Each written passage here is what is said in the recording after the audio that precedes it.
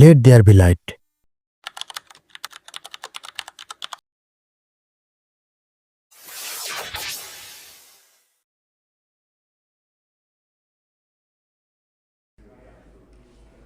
শাহজালাল আন্তর্জাতিক বিমানবন্দরের বাইরের করিডোরে বসে আছি আমরা, আমি আর সাজিদ। পৌষের হাড় কাঁপানো শীত, অল্প দূরের বস্তুগুলো ভারী কুয়াশায় আচ্ছন্ন। শীতের তীব্রতায় ঘরে টেকা যেখানে দায়, সেখানে এরকম ভোলা পরিবেশে যে আমরা অপেক্ষার প্রহর গুনতে পারছি, সেটাই ঢের আশ্চর্যের। আমরা অপেক্ষা করছি ডেভিডের জন্য। ডেভিডের কথা নিশ্চয়ই মনে আছে, ওই যে সাজিদের সেই আমেরিকান বন্ধু, যার সাথে যুক্তরাষ্ট্রের আটলান্টায় সাজিদের পরিচয় হয়েছিল। সে এখন অনর্গল বাংলা বলা শিখে গেছে। সাজিদ বলেছিল বাংলায় লেখা ওর মেলগুলো পড়লে নাকি বোঝার উপায় নেই যে এই ছেলে জন্মসূত্রে আমেরিকান। এমনকি বাংলা জ্যোতিচিহ্নের সঠিক ব্যবহারও নাকি খুব ভালো মতোই রপ্ত করেছে সে। আজ ডেভিড দ্বিতীয়বারের মতো বাংলাদেশে আসছে। আমি আর সাজিদ ছাড়াও ডেভিডের আরও কিছু বাঙালি বন্ধু জুটেছে। তাদের সবাই খ্রিস্টান। তার খ্রিস্টান বন্ধুদের আমন্ত্রণে সে এবারের ক্রিসমাস ডে পালন করতেই মূলত বাংলাদেশে আসছে। কিন্তু ডেভিড নাকি বারবার করে সাজিদকে বলে রেখেছে আমরা যেন এয়ারপোর্টে তার জন্য অপেক্ষা করি। ঘড়ির কাঁটায় যখন সকাল 7টা বাজে, ঠিক তখন ডেভিডের ফ্লাইট ল্যান্ড করে। ফ্লাইট ল্যান্ড করার 20 মিনিট পরে কাঁধে একটি মোটা ব্যাগ ঝুলিয়ে ডেভিড বাইরে বেরিয়ে এলো। বাইরে এসেই এদিক ওদিক তাকিয়ে আমাদের খুঁজতে লাগলো সে। আমরা ভিড়ের মধ্যে ছিলাম বলে সে আমাদের দেখতে পায়নি। চশমার গ্লাস নাড়তে নাড়তে তার চোখ দুটো আমাদের তখনও খুঁজে ফিরছিল। পেছন দিক থেকে এসে আমি চিৎকার করে বললাম, hi David, here we are my friend. পেছনে ফিরে আমাকে দেখে সেও চিৎকার করে বলল, wow Arif, nice to meet you again. এটি বলেই সে আমার দিকে হাত বাড়িয়ে দিল। আমার পেছনেই ছিল সাজিদ। সে বলল, ডেভিড, তোমার না বাংলায় কথা বলার কথা? ইংরেজি কপচানোর তো কথা ছিল না? সাজিদকে দেখে ডেভিড আরেকবার চিৎকার করে বলে উঠল, হে সাজিদ, কেন নাচো তুমি? বলতে বলতে সে সাজিদকে জড়িয়ে ধরল। আমেরিকানদের মধ্যে কোলাকুলির এই সংস্কৃতি আছে কিনা জানি না, তবে সাজিদকে যেভাবে সে জড়িয়ে ধরল তা দেখে বোঝার উপায় নেই যে সে কোনো বিদেশি। মনে হচ্ছে কোনো বাংলাদেশি বন্ধু অনেক বছর পরে দেশে ফিরে এসেছে। ডেভিডের চোখে মুখেও সেরকম উচ্ছ্বাস। সাজিদ বলল, আমি ভালো আছি, তুমি কেমন আছো বলো তো? ফাইন, ডেভিড বলল। ও সরি, আই অ্যাপোলোজাইজ, আমার তো বাংলায় কথা বলার কথা, রাইট? আমি আর সাজিদ দুজনেই হেসে ফেললাম।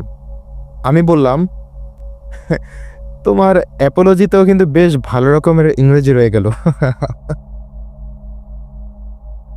মাথা চুলকাতে চুলকাতে এবার ডেভিডও আমাদের সাথে হেসে ফেলল। আমাদের গাড়ি চলতে শুরু করেছে। ডেভিড মাঝখানে আছে, আমি আর সাজিদ তার দুই পাশে বসা। ডেভিড যত ভালোই বাংলা শিখুক, বাংলা বলার মধ্যে এখনও বেশ অস্পষ্টতা রয়ে গেছে তার ত উচ্চারণ এখনও টয়ের মতো শোনায়। সে বলল, শোনো সাজিদ, আগামীকাল তোমরা দুজনেই কিন্তু আমার সাথে যাচ্ছ। কোথায় জানতে চাইল সাজিদ। এলেনদের বাসায়। এলেনকে? আমার প্রশ্ন। ডেভিড বলল, এলেন ক্রিস্টোফার, আমার বাঙালি বন্ধু। ওখানে কি? সাজিদ জানতে চাইল। আগামীকাল ক্রিসমাস ডে না, এলেনদের বাসায় আমরা আগামীকাল একসাথে সেলিব্রেট করব, ওকে? আমি বললাম, আই সি, কিন্তু ডেভিড, একটি সমস্যা আছে। ডেভিড বলল, সমস্যা? কি সমস্যা? যেহেতু আমরা মুসলিম, তাই আমরা আমাকে কথা শেষ করতে দিল না সাজিদ। আমাকে থামিয়ে দিয়েই সে বলে উঠল, ডেভিড, তোমার কি ক্ষুধা লেগেছে? ডেভিড আমার দিক থেকে দৃষ্টি সরিয়ে নিয়ে সাজিদের দিকে তাকালো, বলল, ইয়াপ। সাজিদ বলল, এক কাজ করি, চলো আমরা ভাপা পিঠা খাই। সাজিদের কথা শুনে আমার বেশ রাগ হলো। আমাকে কথাটুকু শেষ করতে দিলে কি এমন হতো? আমি ডেভিডকে সুন্দরভাবেই বুঝিয়ে বলতাম যে কেন একজন মুসলমানের উচিত কেন একজন মুসলমানের উচিত নয় অন্য ধর্মাবলম্বীদের অনুষ্ঠানে যোগ দেওয়া। কিন্তু সাজিদের জন্য আমি এগোতেই পারলাম না। সাজিদের প্রস্তাবে রাজি হয়ে গেল ডেভিড। সে বলল, আমি বাংলাদেশি পিঠা খুব পছন্দ করি। আমি বললাম, তুমি আবার বাংলাদেশি পিঠা খেলে কবে? আমাদের ইউনিভার্সিটিতে কিছু বাঙালি ছেলে মেয়ে আছে, তাদের সাথে আমার খুব ভাব হয়েছে, ওরাই খাওয়ায় মাঝে মাঝে। আমি আবার বললাম, বাহ, তুমি তো দেখছি আমাদের চেয়েও বেশি বাঙালি বনে গেছে ভাই, গ্রেট জব। ঢাকার বিভিন্ন রাস্তার ধারে শীতকালীন পিঠা পাওয়া যায়, ভাপা পিঠা, চিতই পিঠা ইত্যাদি। মাটির ঢেলার একটি চুলা বানিয়ে মহিলারা এসব পিঠা বানায় আর পথচারীরা কিনে খায়। এরকম একটি পিঠার দোকান দেখে আমাদের গাড়িটি থামল। আমরা সবাই পিঠা খাওয়ার উদ্দেশ্যে নেমে আসলাম বাইরে। চালের গুঁড়া আর খেজুর গুড়ের ভাপা পিঠা খেতে খেতে ডেভিড শীতের আমেরিকা কীরকম হয় সেই গল্প সেরে নিল। পিঠা খাওয়ার পর্ব শেষ করে আমরা আবার গাড়িতে চড়ে বসলাম। চলতে শুরু করলো আমাদের গাড়ি। এবার প্রশ্ন করলো ডেভিড। বলল, আরিফ, তুমি কি যেন বলছিলে তখন? সাজিদ বলল, আমি বলছি ডেভিড। আরিফ মেবি জানতে চাচ্ছিল যে এলেনদের বাসাটি ঢাকার কোন জায়গায়। দূরে হলে কিন্তু ঢাকায় ট্রাভেল করা খুব ঝামেলার ব্যাপার। ঢাকায় যে কটি জিনিস বিখ্যাত তার মধ্যে অন্যতম ঢাকার জ্যাম। তুমি নিশ্চয়ই এই ব্যাপারে জানো। ডেভিড বলল, ও মাই গড, এই ট্রাফিক জ্যামের কথা আমি কোনোদিন ভুলতে পারবো না। গতবার ঢাকায় এসে আমি বুঝেছিলাম ট্রাফিক জ্যাম কাকে বলে। আমি আর সাজিদ আবারও হেসে উঠলাম। সাজিদ বলল, হ্যাঁ, এটাই তো সমস্যা। তা এলেনদের বাসাটি যেন কোথায়? সে বলল, আই ডোন্ট নো অ্যাকচুয়ালি, তার সাথে কন্ট্যাক্ট করে জানতে হবে। ঠিক আছে, বলল সাজিদ। কিন্তু ডেভিড, আমার একটি প্রশ্ন আছে। ডেভিড বলল, শিওর। ক্রিসমাস ডে কেন পালন করা হয় সে ব্যাপারে আমরা তোমার কাছ থেকে জানতে চাই। ডেভিড অবাক হয়ে বলল, আই সি, তোমরা জানো না ক্রিসমাস ডে কেন পালন করা হয়? আমরা দুজনেই চুপ করে রইলাম। ডেভিড আবার বলল, ক্রিসমাস ডে হলো জিসাস ক্রাইস্টের জন্মদিন। এই দিনে অর্থাৎ 25শে ডিসেম্বর মাতা ম্যারি জিসাস ক্রাইস্টকে জন্ম দেন। আমাদের পরম পবিত্র ঈশ্বরের এই দিনে পৃথিবীতে আগমনের স্মৃতি হিসেবে আমরা 25শে ডিসেম্বরকে ক্রিসমাস ডে হিসেবে পালন করি। সাজিদ বলল, আই সি। সাজিদকে আইসি বলতে দেখে ডেভিড বলল, সাজিদ, আমার কথা শুনে তুমি বেশ অবাক হলে বলে মনে হলো। সাজিদ বলল, অবাক হওয়ার মতোই তো ব্যাপার। সাজিদের কথা শুনে আমি নিজেই অবাক হয়ে গেলাম। যীশুখ্রিস্টের জন্মদিনেই তো বড়দিন তথা ক্রিসমাস ডে পালন করা হয়, এ কথা তো একটি বাচ্চা ছেলেও জানে। এটি শুনে তো সাজিদের অবাক হবার কথা নয়। আমার মতো ডেভিডও অবাক হলো। সে তার কপালের ভাঁজ মোটা করে বলল, অবাক হওয়ার মতো ব্যাপার মানে? বুঝতে পারলাম না কিছুই। সাজিদ থামল একটু, বলল, আচ্ছা ডেভিড, তোমার জন্মদিন কবে? ডেভিড বুঝতে পারল না জিসাস ক্রাইস্টের জন্মদিনের সাথে তার জন্মদিনের সম্পর্ক কি। তারপরেও সে বলল, জুলাইয়ের 17 তারিখ। সাজিদ বলল, বাহ, তোমার জন্মদিনের সাথে একজন বিখ্যাত ব্যক্তির জন্মদিনের মিল রয়েছে। ডেভিড বলল, কার? স্যার জর্জ লামিত্রে, আধুনিক বিগ ব্যাং থিওরির জনক বলা হয় যাকে। তিনিও জন্মেছিলেন 1894 সালের 17 জুলাই। আমি বুঝতে পারছি না সাজিদ এসব কি আলাপ করছে ডেভিডের সাথে। বুঝতে না পারলেও কিছু করার নেই, চুপ করে শুনে যেতে হবে। সাজিদ আবার বলল, আচ্ছা ডেভিড, তোমার জন্মদিন হলো জুলাইয়ের 17 তারিখে, কিন্তু আমি যদি তোমার জন্মদিন পালন করি জানুয়ারির 5 তারিখে, তখন তখন তোমার কেমন লাগবে? ডেভিড বলল, স্ট্রেঞ্জ, জানুয়ারির 5 তারিখে কেন আমার জন্মদিন পালন করতে যাবে? যদি পালন করা হয় তোমার কেমন লাগবে সেটাই বলো। ডেভিড চোখ মুখ শক্ত করে বলল, এটি অবশ্যই ঠিক কাজ হবে না। আমি যেদিন জন্মেছি সেদিনই আমার জন্মদিন পালন করা উচিত, অন্য কোনো দিনে নয়। That's right. বলল সাজিদ। একদম ঠিক বলেছ, কিন্তু আমি যদি বলি তোমরা ঠিক এমন একটি দিনে যীশু খ্রিস্টের জন্মদিন পালন করো যেদিন আসলে তার জন্মদিনই নয়। এবার হা হয়ে গেল ডেভিডের মুখ। চমকে গেলাম আমিও। কি বলল এটি সাজিদ? ডেভিড কিছুক্ষণ ওভাবেই তাকিয়েছিল সাজিদের দিকে, এরপর প্রশ্ন করল, কি বললে তুমি? সাজিদ বলল, আমি বললাম যে খ্রিস্টানরা যে দিনটি যিশুর জন্মদিন হিসেবে পালন করে সেদিন আসলে যিশুর জন্মদিন নয়। তারা ভুল একটি দিনকে উদযাপন করে যাচ্ছে শতাব্দীর পর শতাব্দী। বুঝতে পারলাম না, সাজিদ কি ড্যান ব্রাউন সাজতে যাচ্ছে নাকি? খ্রিস্টানরা নাকি যুগের পর যুগ ধরে ভুল দিনে যিশুর জন্মদিন পালন করে আসছে। How strange. ডেভিড মুখ খুলল, বলল, sorry, couldn't understand, can you clarify it properly? এই প্রথম ডেভিডের মুখে নেটিভ আমেরিকান টোন শুনলাম। সাজিদ নড়েচড়ে বসল, বলল, আচ্ছা, আমি তোমাকে বুঝিয়ে বলছি। তুমি কি কখনো তোমাদের পবিত্র বাইবেল আগাগোড়া পড়ে দেখেছ? ডেভিড নাসূচক মাথা নাড়ল, পড়েনি। সাজিদ বলল, কোনো সমস্যা নেই, কিন্তু ডেভিড, আমি যদি তোমাকে বলি যীশু খ্রিস্ট কোন দিনে জন্মগ্রহণ করেছে সে সম্পর্কে বাইবেলে একটি শব্দ নেই, তুমি কি বিশ্বাস করবে? ডেভিড কোনো কিছুই বলল না। একটি প্রচ্ছন্ন নীরবতা নেমে এলো আমাদের মাঝে। সাজিদ আবার বলতে শুরু করল, ডেভিড, খুব আশ্চর্যের ব্যাপার হলেও সত্য এই যে পুরো বাইবেলে যিশুর জন্মদিনের ব্যাপারে এক্সাক্ট একটি শব্দ তুমি খুঁজে পাবে না। বরং যিশুর জন্মদিন নিয়ে বাইবেল যা ইঙ্গিত করে তা শুনলে তুমি নিজেই বিস্ময়ে হতবাক হয়ে যাবে। যেমন? জানতে চাইল ডেভিড। আচ্ছা বলো তো, যিশু কোথায় জন্মগ্রহণ করেছিলেন? ডেভিড দ্রুত উত্তর দিল, বলল, বেথলেহেমে। রাইট। এই বেথলেহেম কোন দেশে অবস্থিত জানো? হ্যাঁ, ফিলিস্তিন। এক্স্যাক্টলি। তুমি কি জানো ফিলিস্তিনের ডিসেম্বরে কোন ঋতু থাকে? এখন ফিলিস্তিনে কোন ঋতু চলছে? ফিলিস্তিন সম্পর্কে খুব বেশি জানাশোনা নেই ডেভিডের, এজন্য সে বলতে পারল না ডিসেম্বরে ফিলিস্তিনে কোন ঋতু চলে। তাকে হেল্প করলো সাজিদ, বলল, আমি বলছি, ডিসেম্বরে ফিলিস্তিনে এখানকার মতোই শীতকাল, তবে ফিলিস্তিনের শীতটা আরও প্রকট। ইউরোপের মতো শীতকালে ওখানেও তুষার বৃষ্টি হয়। গরমকালে প্রচণ্ড গরম আর শীতকালে প্রচণ্ড ঠান্ডা, শীতল হয়ে পড়ে ওই অঞ্চল। ডেভিড বলল, আই সি। সাজিদ আবার বলতে শুরু করলো, এবার তোমাকে বাইবেল থেকেই যিশুর জন্মদিনের কথা শোনাই। তুমি কি কখনো বাইবেলের লুক পড়েছ? হ্যাঁ। গুড। লুকের শুরুতেই কিন্তু যীশু খ্রিস্টের জন্মের কাহিনী বর্ণনা করা আছে। সেখানে কি বলা আছে জানো? ডেভিড তাকিয়ে আছে সাজিদের দিকে।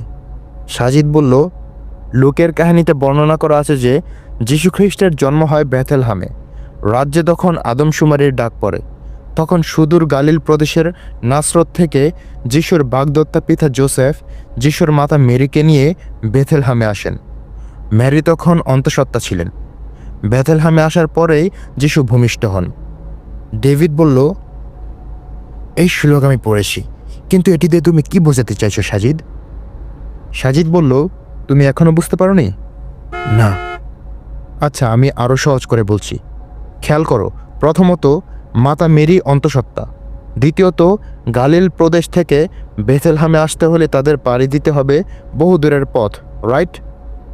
হ্যাঁ। তৃতীয়ত, মাসটি যদি সত্যিই ডিসেম্বর হয়ে থাকে তাহলে তো তুষারপাতে ঢাকা রাস্তা ভেঙে এত দূরের পথ পাড়ি দিয়ে মাতা মেরিকে নিয়ে বেথলেহেমে আসা কোনোভাবেই জোসেফের পক্ষে সম্ভব না। তোমার কি মনে হয় বরফে আচ্ছাদিত অঞ্চলে মাইলের পর মাইল পাড়ি দিয়ে একজন অন্তঃসত্ত্বা নারীকে নিয়ে কোনো পুরুষ বেথলেহেমে আসতে পারে? কিছুই বলল না ডেভিড। সাজিদ আবার বলতে লাগলো, শুধু তাই নয়, কোনো রাজা কখনোই এরকম প্রচণ্ড শীতের সময়ে তার রাজ্যের আদমশুমারি ডাকবেন না, কারণ এরকম পরিস্থিতিতে রাজ্যের সকল প্রান্ত থেকে লোকজনের পক্ষে এসে হাজিরা দিয়ে যাওয়া জাস্ট ইম্পসিবল। ডেভিড বলল, তো তুমি কি বলতে চাচ্ছ যে যিশু বেথলেহেমে জন্মগ্রহণ করেনি? তুমি কি বলতে চাচ্ছ যে বাইবেলের কাহিনীগুলো বানোয়াট? না, আমি তা বলিনি ডেভিড। আমি শুধু বলতে চেয়েছি যে এই ঘটনাগুলো ডিসেম্বরে, অর্থাৎ বরফ জমা শীতের মৌসুমে সম্ভব না। মানে হলো এই ঘটনাগুলো থেকে বোঝা যাচ্ছে যে এগুলো অবশ্যই শীত মৌসুমের ঘটনা নয়। কিভাবে মাতা মেরি যিশুকে গর্ভে নিয়ে পাড়ি দেবেন বরফ ঢাকা পথ? কিভাবে একজন রাজা এমন সময়ে আদমশুমারি ডাকতে পারেন যখন রাজ্য জুড়ে নেমে আসে বরফ ঢাকা শীতের মৌসুম? তাহলে হতে পারে এই ঘটনাগুলো ডিসেম্বর ব্যতীত অন্য মাসের অন্য মৌসুমের। কোন মাস বা কোন মৌসুম সে ব্যাপারে বাইবেল অবশ্য নির্দিষ্ট করে কিছুই বলে না। আমাদের গাড়ি শাহবাগে এসে থামল। সাজিদ গাড়ি ভাড়া পরিশোধ করতে করতে বলল, একটু আগেই নেমে গেলাম আমরা, কথা বলতে বলতে যাওয়া যাবে, কি বলো ডেভিড? ফাইন, ডেভিড বলল। আমরা কি টিসিতে যাব না? আমি ফিক করে হেসে ফেললাম, বললাম, ওটি টিএসসি হবে মাই ফ্রেন্ড। ও হ্যাঁ হ্যাঁ, টিএসসি। আমরা ওদিকে যাচ্ছি, বলল সাজিদ। শাহবাগের প্রশস্ত রাস্তা ধরে হাঁটছি আমরা। প্রশ্ন করল ডেভিড। বলল, তো তুমি বলতে চাচ্ছ যে যিশু ডিসেম্বরে অর্থাৎ 25শে ডিসেম্বরে জন্মগ্রহণ করেনি, তাই তো? আমি বলছি না, আসলে বাইবেলের বর্ণনা সেরকমই ইঙ্গিত করে, বলল সাজিদ। I C. কেবল এটুকু ইঙ্গিত দিয়ে কি প্রমাণিত হয় যে যিশু ডিসেম্বরের 25 তারিখে জন্মাননি? আই থিঙ্ক তোমার কথা যদি সত্য হয় তাহলে বাইবেলে এরকম আরও কিছু তথ্য থাকার কথা আছে, সাজিদ বলল। লুকের 2য় অধ্যায়ে আরও কিছু তথ্য আছে যা নির্দেশ করে যে যিশু আসলে ডিসেম্বরে নয়, এমন কোনো একটি সময় জন্মগ্রহণ করেছিলেন যখন শীত ঋতু ছিল না। যেমন লুকের 8 নম্বর শ্লোকে বলা হচ্ছে, যে রাতে যিশু জন্মগ্রহণ করেছিলেন ওই সময়টায় অর্থাৎ রাতের বেলায় মেষপালকরা মাঠে তাদের মেষ পাহারা দিচ্ছিল। এই শ্লোক থেকে কয়েকটি ব্যাপার আমাদের বোঝার আছে। আগেই বলেছি, ডিসেম্বরে বেথেলহামে প্রচণ্ড রকম শীত পড়ে, তুষারপাত হয়। এমন একটি সময়ে রাতের বেলা মেষপালকরা কোন দুঃখে মাঠে মেষ চড়াবে? এটি একেবারেই অসম্ভব এবং অযৌক্তিক। প্রথমত, প্রচণ্ড শীতের রাতে মেষপালক এবং মেষ দুটোরই বাইরে থাকা অযৌক্তিক।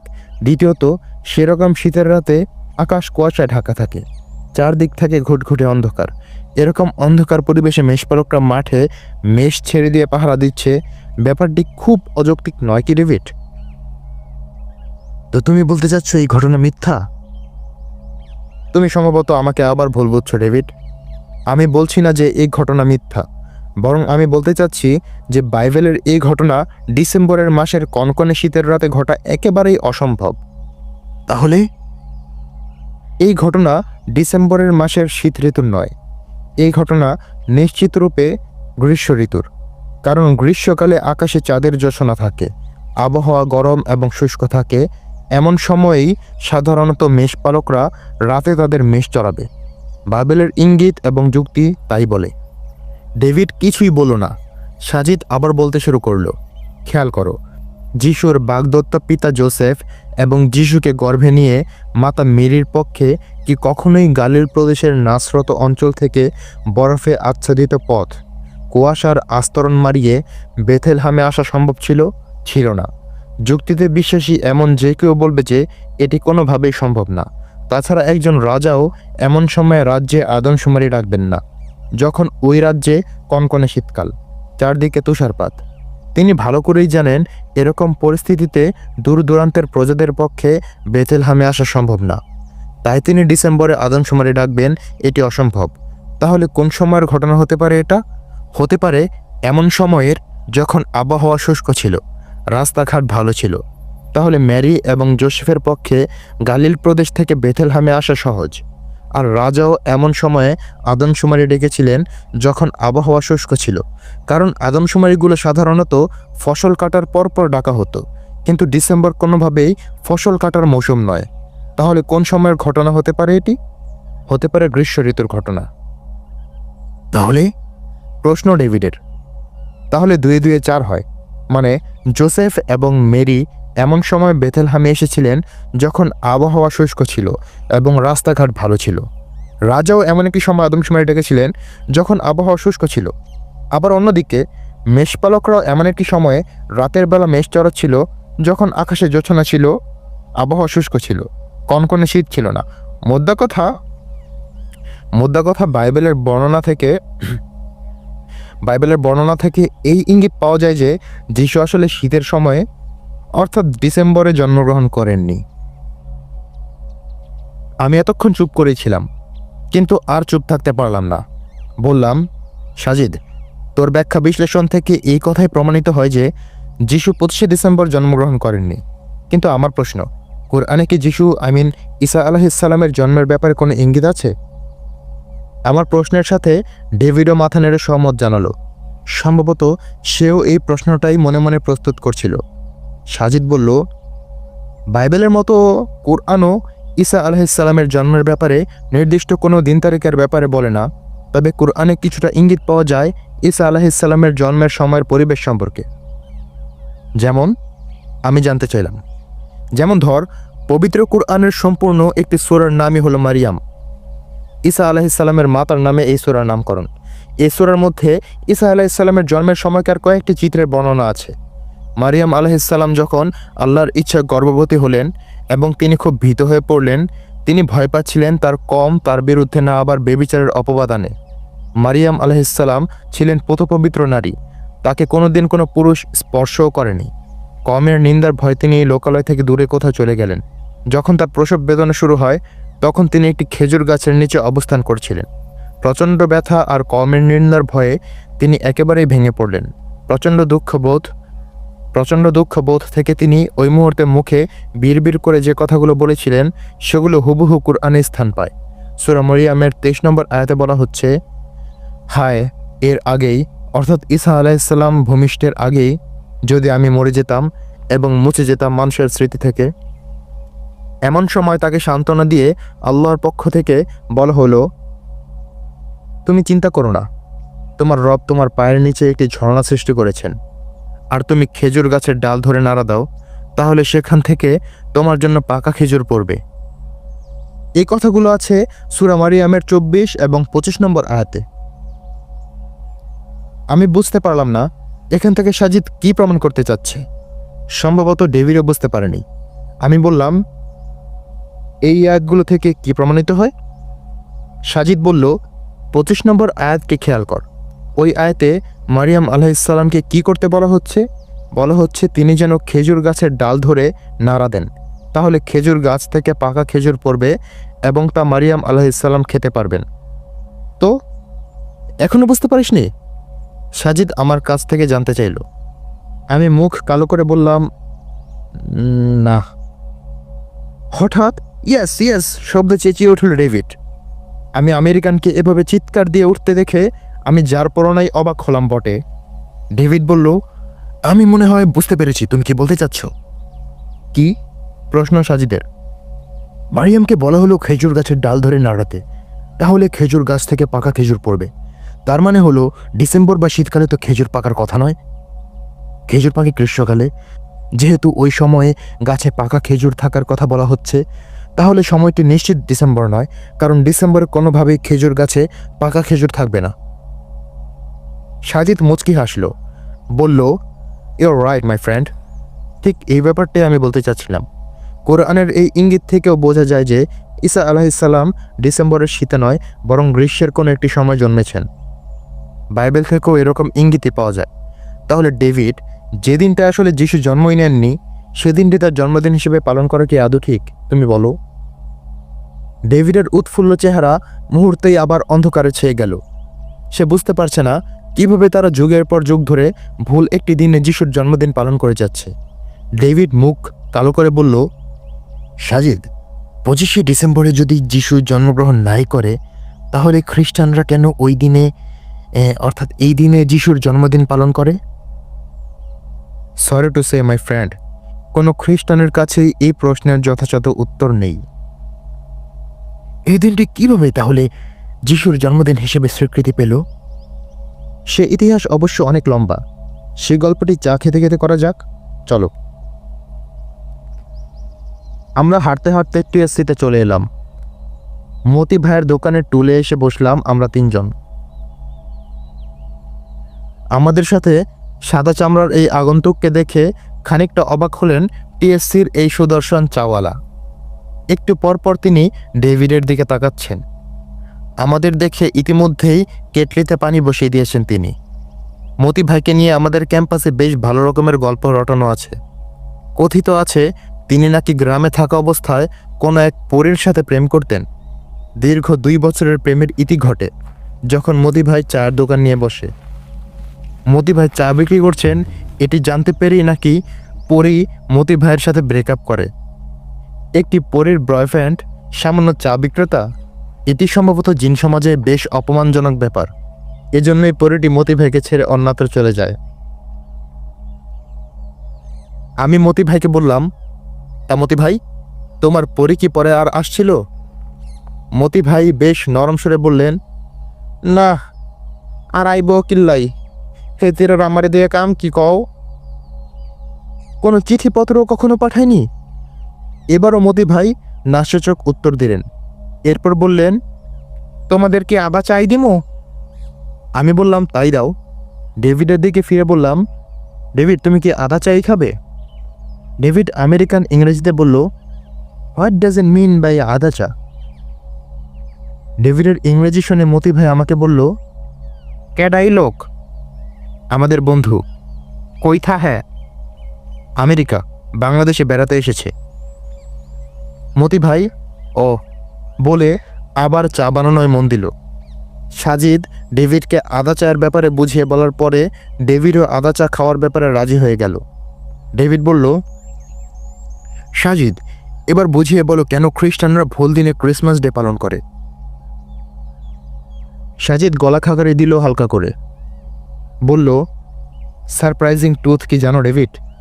এই ক্রিসমাস ডের সাথে ক্রিশ্চিয়ানিটির আসলে কোনো সম্পর্কই নেই। সাজিদের এই কথা শুনে ডেভিড আর আমি দুজনেই চমকে উঠলাম। বলে কিও? ক্রিসমাস ডের সাথে নাকি খ্রিস্টানদের কোনো সম্পর্কই নেই? চোখে মুখে বিস্ময় নিয়ে আমি জিজ্ঞেস করলাম, কি বলছিস তুই এসব? ক্রিসমাস ডের সাথে ক্রিশ্চিয়ানিটির সম্পর্ক নেই মানে? তাহলে ক্রিশ্চিয়ানিটির মধ্যে ক্রিসমাস ডে এলো কোত্থেকে? সাজিদ মুচকি হেসে বলল, সেটাই হচ্ছে প্রশ্ন। ক্রিশ্চিয়ানিটির মধ্যে এই উৎসব ঢুকলো কি করে? আরও অবাক করার ব্যাপার হচ্ছে, ক্রিশ্চিয়ানিটির মধ্যে এই ক্রিসমাস ডে তথা 25শে ডিসেম্বরে উৎসব পালনের রীতিটি এসেছে প্যাগানদের কাছ থেকে। এবার আমি আর ডেভিড দুজনেই হাঁ করে রইলাম। কারো মুখে কোনো কথা নেই যেন। সাজিদ আবার বলতে শুরু করলো, এই ইতিহাস অনেক পুরানো। যিশুর জন্মের আগে ইউরোপে রাজত্ব করত প্যাগানরা। এই প্যাগানরা তখন স্যাটার্নেলিয়া নামক একটি উৎসব পালন করত। দেবতা স্যাটার্ন এর পুজোই এই উৎসবের মূল প্রতিপাদ্য বিষয়। দেবতা স্যাটার্ন ছিল ফসলের দেবতা। ফসল কাটার মৌসুম শেষে যখন সবার ঘরে ঘরে খাবার এবং ফসল মজুত হয়ে যেত, তখনই এই উৎসব পালন করা হতো বলে জানা যায়। ডিসেম্বরের 17 তারিখে এই স্যাটার্নেলিয়া উৎসব পালন করা হতো। মতি ভাই আমাদের দিকে চা এগিয়ে দিল। আমরা সন্তর্পণে চায়ের কাপ হাতে নিয়ে সাজিদের কথার দিকে মনোযোগ দিলাম। প্যাগানদের মধ্যে আরেকটি প্রধান উৎসবের প্রচলন ছিল। সেটি হলো দেবতা মিথ্রাসের জন্মদিন। এটিকে মিথ্রাইজম বলা হয়। মিগ্রাস ছিল আলোর প্রতীক। যিশুর জন্মের 2000 বছর আগ থেকে এই দেবতা মিথ্রাসের পুজোর প্রচলন ছিল প্যাগানদের মধ্যে। জানা যায় এই মিথ্রাস দেবতার জন্মদিন ছিল 25শে ডিসেম্বর। তাই প্যাগানরা ডিসেম্বরের 25 তারিখ এই মিথ্রাসের জন্মদিন পালন করত। প্যাগানরা এই উৎসবকে বলতো ডাইস নাতালিস সোলিস ইভিস্তি। এর মানে হলো দ্য বার্থডে অফ আনকনকিউরেবল সান। যাই হোক, তখন ইউরোপে আস্তে আস্তে ক্রিশ্চিয়ানিটি প্রবেশ করছিল মাত্র। কিছু কিছু প্যাগানিজম ছেড়ে খ্রিস্ট ধর্মে চলে আসা শুরু করে। তখন কনস্ট্যান্টাইন নামের একজন রোমান, যিনি প্যাগান ধর্মের একজন একনিষ্ঠ ভক্ত, তিনি খ্রিস্ট ধর্ম গ্রহণ করেন। খ্রিস্ট ধর্ম গ্রহণ করার পরে তিনি প্যাগানদের মধ্যে খ্রিস্টান চার্চের ব্যাপক প্রচারণা শুরু করে দেন। কিন্তু মজার ব্যাপার হলো, প্যাগানিজম ছেড়ে তিনি খ্রিস্ট ধর্মে আসলেও প্যাগানদের রীতিনীতিকে মন থেকে ছুঁড়ে ফেলতে পারেননি। তখন থেকে তিনি চেষ্টা চালিয়ে যেতে থাকেন ক্রিশ্চিয়ানিটি এবং প্যাগানিজমের মধ্যে একটি মেলবন্ধন তৈরি করতে। পরে তিনি দেবতা স্যাটার্ন এবং দেবতা মিথ্রাসের জন্মদিনকে যিশুর জন্মদিন বলে প্রচার করতে লাগলেন, যাতে একই দিনে প্যাগানরা এবং খ্রিস্টানরা উৎসব পালন করতে পারে। আমাদের বিশ্বের রেশ এখনও কাটেনি। বললাম, তো কনস্ট্যান্টাইন নামের ভদ্রলোক যে প্যাগান উৎসবকে যিশুর জন্মদিন বলে চালিয়ে দিল, খ্রিস্টান পাদ্রীরা আপত্তি করলো না কেন? সাজিদ বলল, গুড পয়েন্ট।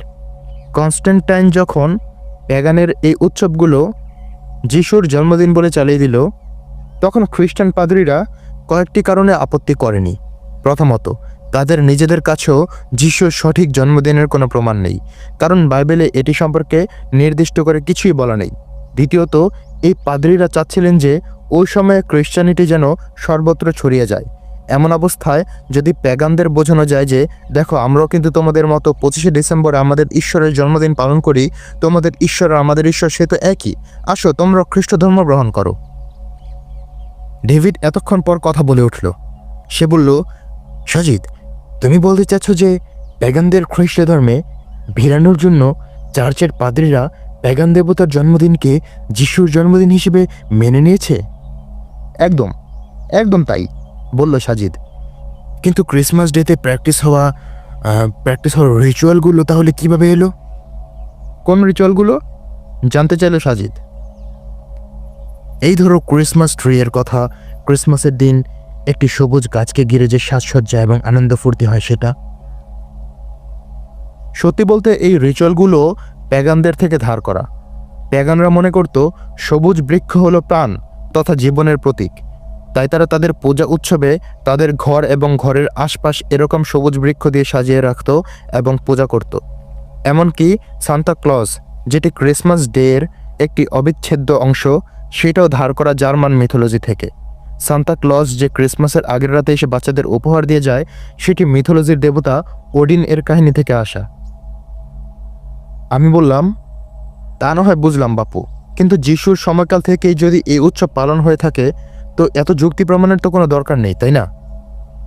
রাইট, বলল ডেভিড, তার চোখে মুখে উজ্জ্বল আভা, যেন সে শক্ত কোনো ভিত্তি পেয়ে গেল পায়ের তলায়। সাজিদ বলল, সরি টু সে, পৃথিবীর ইতিহাসে 4th শতাব্দীর আগে ক্রিসমাস ডে উদযাপনের কোনো প্রমাণ পাওয়া যায় না। এই কথাটি ক্রিশ্চিয়ান চার্চের অক্সফোর্ড ডিকশনারি এভাবে লিখেছে: through speculation as to the time of the year of Christ's birthdays from the early 3rd century, the celebration of the anniversary does not appear to have been general till the later 4th century. Catholic encyclopedia লিখেছে এরকম: Christmas was not among the earliest festival of the church.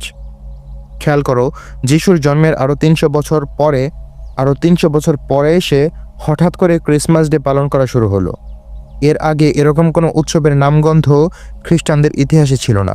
অদ্ভুত না ব্যাপারটি? আমি আর David দুজনেই চুপ করে রইলাম। আমাদের মনোযোগ বিচ্ছিন্ন হলো মতি ভাইয়ের কথায়।